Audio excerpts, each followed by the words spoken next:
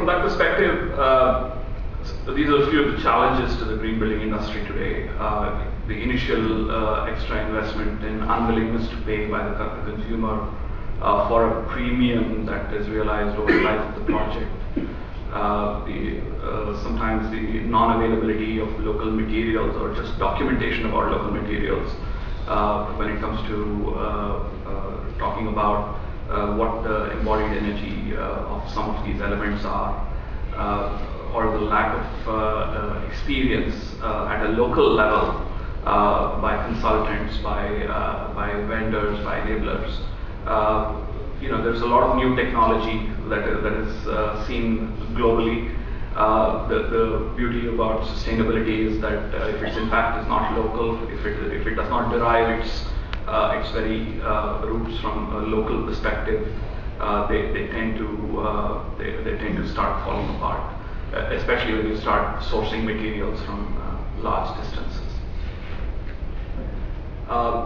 And of course, the biggest challenge I would imagine today is conversion of all these pre-certifications to actual rated buildings, and going from just a rating to effective, sustainable green buildings. I think that is something that's still in the future and is yet to play out. That will be a key challenge for this industry. Just switching gears there, so how can, if that is a green building industry, if that's all about buildings and technology, what does real estate have to offer? Where does real estate come in? And how can we help? Of course, the famous triple bottom line approach to sustainability and the model suggested by John L. Hinton of social, environmental, and economical factors coming together, and all these three being addressed is the core of sustainability. So sustainable development as an extension should be environmentally responsible, socially equitable, and economically viable to all stakeholders.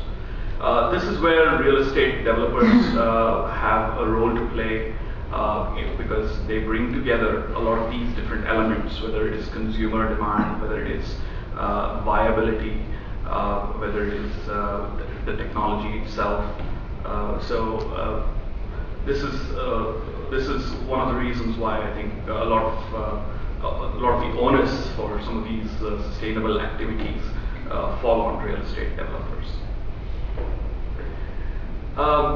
Once you've decided that you want to go and you want to approach your development sustainably, the question is, which benchmark do you use?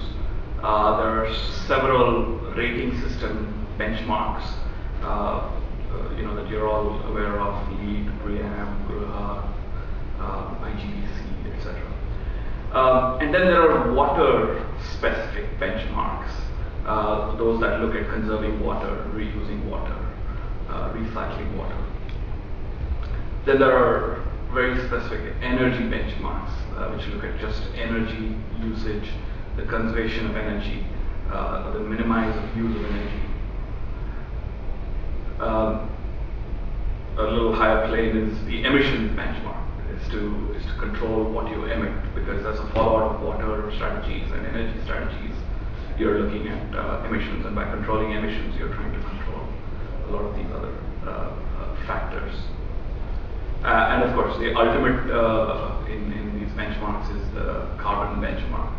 So these are some different examples of these different benchmarks. While a lot of these benchmarks specific to carbon or emissions or energy or water do quite a bit in that area, a rating benchmark is really a sampler of many different of the different factors, and may not go all the way on some of these elements. So it is very important to understand that the rating system is really a sampler. It's like the Indian thali. It has many small things, but it does not go all the way on several things. So, for example, one of the more popular benchmarks in India today, in the minds of the consumer, the customer, the vendor, the consultant, the contractor, and hence the developer as well, is the IGBC or the LEED benchmark. And these are some of the things that, these are different ratings that LEED or IGBC specifies, and this is what they recognize. So it is very interesting to see what the industry is trying to do is to recognize best practice, is to recognize outstanding performance at a national level, or something that's global leadership. So it's really about raising the bar and bringing everybody onto a common playing field. This is a very quick and just a representative chart. If you look at different benchmarks like Griha or the LEED or IGBC or BREEAM, or something like the Living Building Challenge, which is one of the latest benchmarks that the USGBC has come up with. You see, in terms of energy, water, several of these different benchmarks adequately well. When it comes to something like emissions, some of the rating systems are very quiet on it. There's nothing specified there. Whereas the BREEAM or the Living Building Challenge looks at it very, very holistically. So from an overall sustainability perspective, when you choose a benchmark, you should also be aware of where you are on that sustainability scale. There has been a lot of accusations about greenwashing. So for example, is it adequate to go to a certain minimum standard? Or should we just aspire for higher?